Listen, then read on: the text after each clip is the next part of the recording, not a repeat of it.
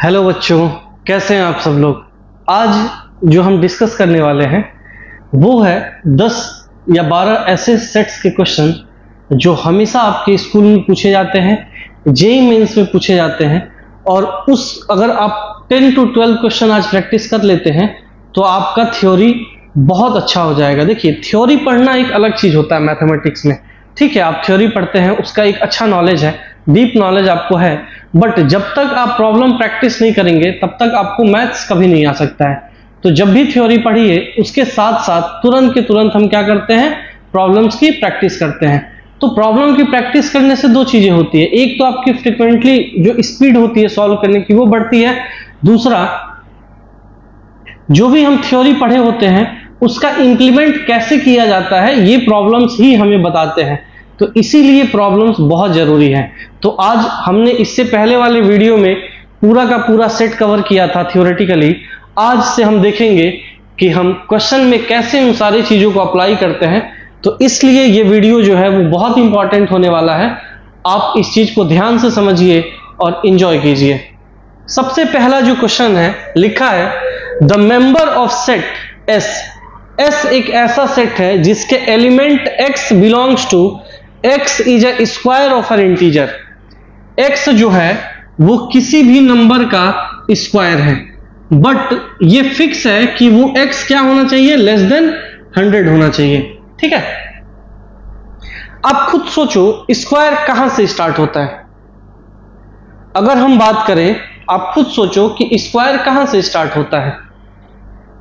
x हमेशा square का number होगा, इसका मतलब है 0 का स्क्वायर क्या होगा, 0, 1 का स्क्वायर 0, 2 का स्क्वायर 4, 3 का स्क्वायर कितना होता है 9, 4 का स्क्वायर 16, 5 का स्क्वायर 25, 6 का स्क्वायर 36, 7 का स्क्वायर 49, 8 का स्क्वायर 64, 9 का स्क्वायर 81 और 10 का स्क्वायर 100, ठीक है।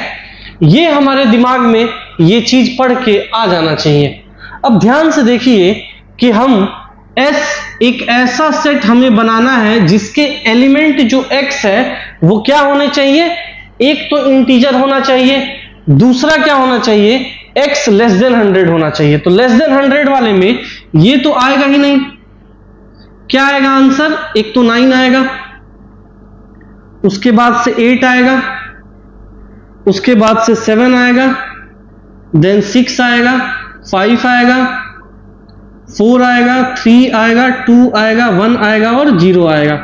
तो हमारा जो आंसर होगा, S एक ऐसा सेट है जिसके एलिमेंट्स कहां से कहां तक होंगे, 0 to 9 तक होंगे। ऐसे बेसिक सवाल 1 मार्क्स में आते हैं टिक करने वाले, और ये बहुत इंपॉर्टेंट है।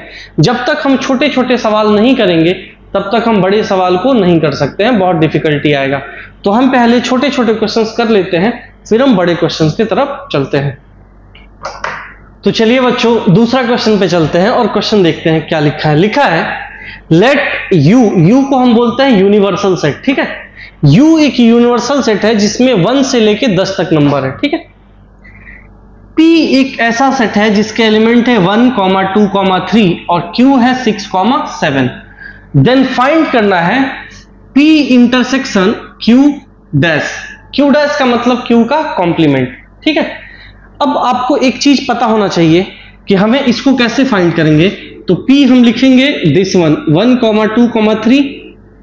Q कॉम्प्लीमेंट कैसे लिखेंगे, कॉम्प्लीमेंट क्या होता है किसी भी सेट का, वो चीज ध्यान से समझिए, मैं आपको बताता हूं वेन डायग्राम से। मान लीजिए A है तो A कॉम्प्लीमेंट क्या होता है, A को छोड़ के, ठीक है, सारे नंबर्स यूनिवर्सल सेट में। तो Q कॉम्प्लीमेंट क्या होगा, Q को छोड़ देंगे तो सारा नंबर। तो 6 और 7 हटा दीजिए, यहां से कितना आएगा 1, 2, 3, 4, 5, 6, 7 हटा देते हैं तो कितना आ जाएगा 8 टाइम 10। समझ आ गया, ये चीजें होती है। अब इन दोनों का अगर हम इंटरसेक्शन लें तो क्या कॉमन आ रहा है, इंटरसेक्शन मतलब होता है जो दोनों चीजों में कॉमन होता है, दोनों सेट में कॉमन हो। तो 1, 2, 3, इसमें भी 1, 2, 3। तो P इंटरसेक्शन Q डैश जो आएगा वो कितना आएगा 1, 2, 3। मतलब ये कौन सा सेट है, ये तो P ही सेट है। तो हमारा आंसर क्या हो जाएगा P। समझ आ गया। कोई दिक्कत, बहुत इजी है सेट, बहुत इजी है, बस आप बेसिक आपको आना चाहिए। अब बेसिक सीखने के लिए आप हमारे वीडियो देख सकते हैं, बहुत अच्छे तरीके एक्सप्लेन किया गया है, आपको डेफिनेटली सारा सेट समझ आ जाएगा। ठीक है, तो चलते हैं हम क्वेश्चन नंबर 3 की तरफ। तो बच्चों नया क्वेश्चन क्या है, ये आजकल बहुत ट्रेंडिंग में है बोर्ड्स में, एसरसर रीजन के क्वेश्चंस। ठीक है, ये अभी 2-3 साल से इंक्लूड हुआ है, तो हम एसरसर रीजन के क्वेश्चन देखते हैं कैसे सॉल्व करते हैं। सबसे पहला एसरसन दिया है कि ए एक सेट है ए एंड बी। ठीक है, ए और बी क्या है, उसमें एलिमेंट है। बी जिसके एलिमेंट है ए बी एंड सी, बोल रहा है देन ए ये नॉट बिलोंग टू का साइन है, नॉट बिलोंग्स टू बी। अब ये बताइए एक चीज मेरे को कि ये ए और बी इसमें बिलोंग कर रहा है कि नहीं कर रहा है, कर रहा है, मतलब हमारा ये जो स्टेटमेंट है ये क्या है, फॉल्स है। स्टेटमेंट क्या है, फॉल्स है। तो ए इज ट्रू, ये ऑप्शन तो होगा ही नहीं, ये भी ऑप्शन नहीं होगा, ये भी ऑप्शन नहीं होगा। ऑप्शन क्या होगा, लास्ट वाला, A is false, R is true. अब वैसे भी आर क्या है, if A belongs to B then A union B is equal to क्या होता है, बी होता है। सिंपल सी बात है, यही एग्जांपल ले लीजिए, ए बिलोंग्स टू बी, तो ए यूनियन बी निकालोगे तो जो इसमें भी हो इसमें भी हो, तो इसमें ए बी और एक वाला सी ऐड कर देंगे। बहुत सिंपल है ये चीज। ठीक है, तो ये है छोटे छोटे क्वेश्चंस, एक एक मार्क्स वाले। आपको ये भी प्रैक्टिस करना पड़ेगा, कॉन्सेप्ट्स इसमें भी आते हैं, वो क्लियर हो जाएंगे। समझ आ गया? तो बच्चों नेक्स्ट क्वेश्चन जो है वो थोड़ा पेचीदा है, बट आपको समझ आ जाएगा बहुत इजीली अगर आपको एक चीज आता हो। क्या चीज, नंबर ऑफ सबसेट्स होते कितने हैं। समझ आ गया? तो मैं आपको पहले रिकॉल करा देता हूं नंबर ऑफ सबसेट्स निकालते कैसे हैं। मान लीजिए किसी सबसेट में 1, 2 और 3 एलिमेंट हैं, तो नंबर ऑफ सबसेट्स कितने होंगे, 2 टू द पावर 3। 3 एलिमेंट है तो 2 पे पावर 1 बढ़ जाता है। ठीक है, इसको बोलते हैं नंबर ऑफ सबसेट्स निकालना। ठीक है, जितना एलिमेंट होगा उतना ही पावर क्या हो जाएगा, इंक्रीज हो जाएगा। होप सो आपको ये समझ आ गया होगा। अब आते हैं क्वेश्चंस पे, क्या लिखा है क्वेश्चन में, क्या कह रहा है, the total number of subset of the first set is 56 more than the total number of subset of second set. तो टोटल नंबर ऑफ सबसेट क्या हो जाएगा, एक चीज बताइए कि 2 सेट हैं जिसमें एक में है m और एक में है n। ठीक है, क्वेश्चन में क्या कह रहा है, टोटल नंबर ऑफ सबसेट जो सेकंड वाला है वो 56 ज्यादा है फर्स्ट वाले से। ठीक है, ये क्वेश्चन में हमारा दिया हुआ है। कोई दिक्कत, इसको हमें कैलकुलेट करना है। कैसे कैलकुलेट करेंगे, तो अननोन टर्म को हम एक तरफ ले आते हैं। ठीक है, ये बचा 56।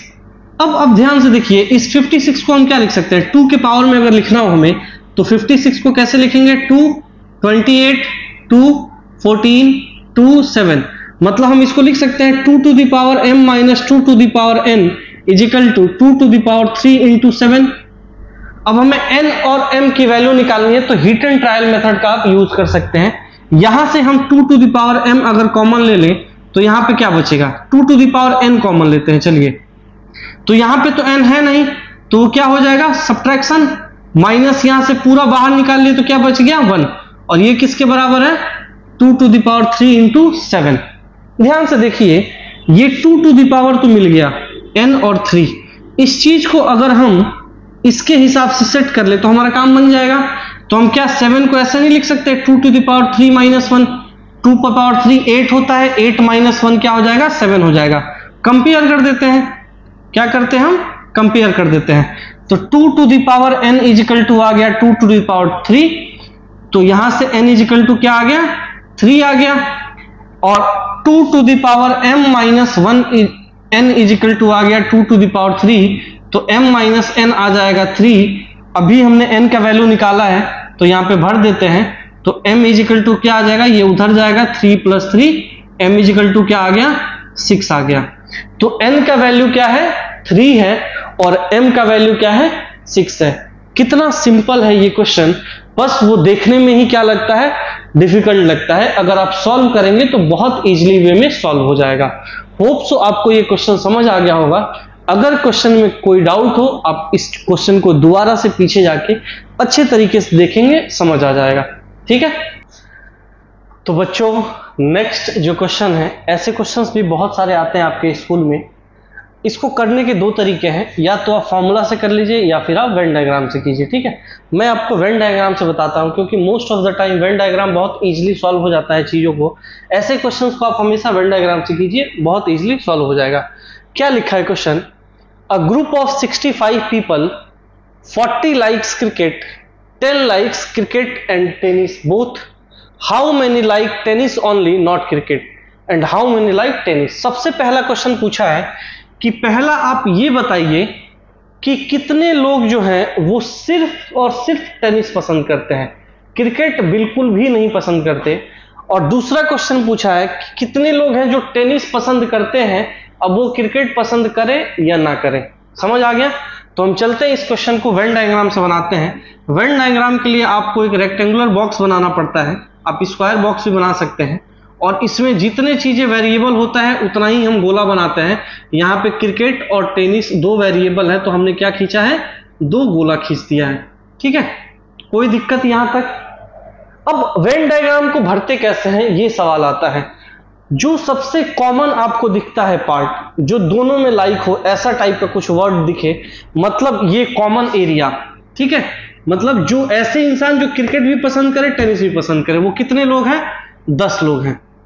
तो हम यहां से भरना स्टार्ट करते हैं। क्लियर? ये ऐसे 10 लोग हैं जो क्रिकेट और टेनिस दोनों पसंद करते हैं, ठीक है। आगे क्या लिखा है, पीपल 40 लाइक क्रिकेट, तो क्रिकेट वाले 40 हैं, जिसमें से 10 तो इसमें भर दिया, तो यहां कितना भरेंगे, 30, तभी तो टोटल क्रिकेट मिला करके क्या होगा, 40 होगा। समझ आ गया? टेनिस अच्छा, बाकी कितने बचे, जो बाकी हैं वो सिर्फ टेनिस वाले होंगे, तो 65 तो टोटल लोग थे, जिसमें से 40 निकल गए, तो यहां कितना बचेगा, 25। समझ आ गया? सबसे पहला आपसे पूछा है कि सिर्फ टेनिस वाले लोग, सिर्फ टेनिस लाइक करने वाले लोग, देखो how many likes tennis only not cricket, ठीक है। सिर्फ टेनिस पसंद करने वाले, सिर्फ टेनिस वाले यही होंगे, उसमें जरा सा भी क्रिकेट का परछाई नहीं पड़ना चाहिए। ये गोला जो है वो किसका गोला है, ये तो क्रिकेट का गोला है, तो ये क्रिकेट का परछाई पड़ना ही नहीं चाहिए। मतलब कितने हैं, आंसर में क्या आएगा, 25 आएगा। समझ आ गया? दूसरा कह रहा है कि हाउ मेनी लाइक टेनिस, कितने लोग हैं जो टेनिस पसंद करते हैं, वो क्रिकेट भी पसंद कर ले, कोई दिक्कत नहीं है। तो टोटल टेनिस वाले लोग ले लेंगे, टोटल टेनिस वाले में कितना आएगा, 25 और 10, तो आंसर आ जाएगा सेकंड का 25 और 10 कितना होता है, 35 ऐसे लोग होंगे जो टेनिस भी पसंद करते हैं और क्रिकेट भी पसंद करते हैं। होप सो आपको ये चीज समझ आ गया होगा। बहुत इजी है वेन डायग्राम से कोई क्वेश्चन को करना, बहुत इजी है। आप बस सीखिए कि वेन डायग्राम की चीजों को फिल कैसे करते हैं। उसमें भी कुछ सर्टेन रूल होता है जो मैक्सिमम टीचर अप्लाई करते हैं। वो रूल होता है कि सबसे पहले हमें कॉमन को फाइंड करना होता है, उसके बाद अपने आप ये सारी चीजें फाइंड हो जाती हैं। समझ आ गया? चलिए बच्चों, अब इसी क्वेश्चन को हम किससे करते हैं, फॉर्मूले से करते हैं। देखिए बहुत सिंपल है। ये अ ग्रुप ऑफ 65 पीपल क्या है, जो ऐसे लोग हैं जो क्रिकेट और टेनिस दोनों देखने आए होंगे, दोनों पसंद करते हैं, उनको हमने 65 से डिनोट कर दिया। कंबाइंड को डिनोट करने के लिए हम क्या यूज करते हैं, यूनियन का यूज करते हैं। 40 लोग क्या कर रहे हैं, क्रिकेट पसंद करते हैं, तो नंबर ऑफ क्रिकेट पसंद करने वाले कितने लोग हो गए, 40। 10 लोग बोथ के लिए क्या करते हैं, cricket intersection this is equal to 10 है। समझ आ गया? How many like tennis only not cricket, और हाउ मेनी लाइक टेनिस, ठीक। अब देखिए एन सी यूनियन टी का फॉर्मूला क्या होता है, number of C plus number of T minus number of C intersection T. तो ये दे दिया है 65 is equal to number of cricket दे दिया है 40 प्लस नंबर ऑफ टेनिस पसंद करने वाले लोग निकल जाएंगे, माइनस ये यहां से 10 भर देंगे। तो नंबर ऑफ टेनिस पसंद करने वाले कितने लोग हो गए, 65 में से ये कितना हो जाएगा, 30 कम कर देंगे, तो आंसर कितना आ गया, 35। 35 ऐसे लोग हैं जो क्या कर रहे हैं, टेनिस को पसंद कर रहे हैं। समझ आ गया? कोई दिक्कत तो बताइए। 35 हमारा आंसर पहले भी आया था वेन डायग्राम से। जो टेनिस पसंद करेंगे, क्रिकेट करे ना करे वो अलग बात है। ये हमारा पार्ट क्या है, हाउ मेनी लाइक टेनिस, तो इसका आंसर हमारा 35 आ गया। दूसरा इसी में पार्ट पूछा है कि तुम फाइंड करो number of tennis not cricket, उसमें एक भी लोग क्या होने चाहिए, क्रिकेट नहीं होने चाहिए, क्रिकेट वाले। तो इसका फॉर्मूला क्या होता है, number of tennis minus number of tennis intersection cricket. ठीक है, तो नंबर ऑफ टेनिस वाले कितने हैं 35 माइनस इंटरसेक्शन वाले कहां से आएंगे, ये रहा कितना 10। तो नंबर ऑफ टेनिस पसंद करने वाले लोग जो क्रिकेट बिल्कुल नहीं पसंद करते वो कितने हो गए, आंसर 25 हो गया। तो आप किसी भी ऐसे क्वेश्चंस को आप वेन डायग्राम से भी कर सकते हैं और फॉर्मूले से भी कर सकते हैं, ये आपके ऊपर डिपेंड करता है कि आपको क्या कन्वीनियंट लगता है। मेरा राय मानिए तो सबसे कन्वीनियंट है वेन डायग्राम के क्वेश्चंस करना, उससे इजी कुछ भी नहीं है। समझ आ गया।